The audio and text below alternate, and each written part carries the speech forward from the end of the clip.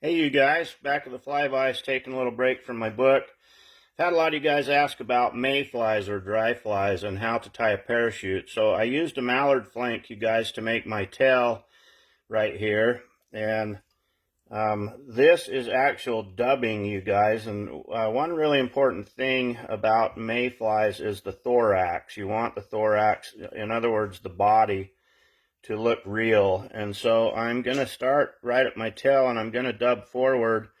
When I get up a little forward, about halfway through the shank of the hook, I'm going to widen it up kind of like a belly, kind of like mine, kind of a big belly. And so you want it a little bit chubbier right in the center of the thorax of the fly. And then what you're going to do is you're going to tie your hackle on.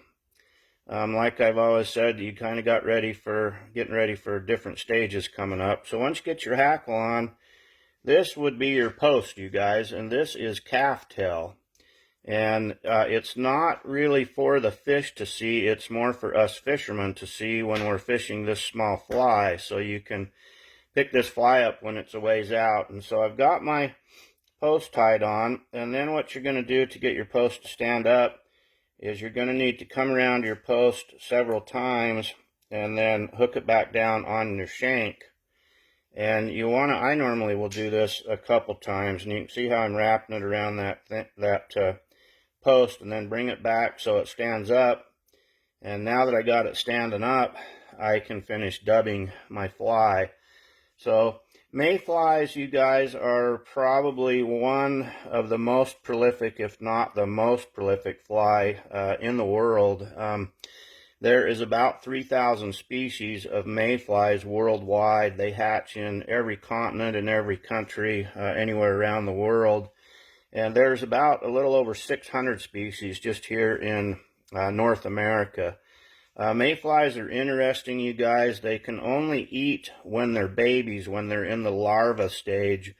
When they're born with no mouths, so they can't eat or drink. Their sole responsibility is to breed and carry on their existence. The males only possibly live for a day, maybe two. Females will live a little longer, where they develop eggs before they die.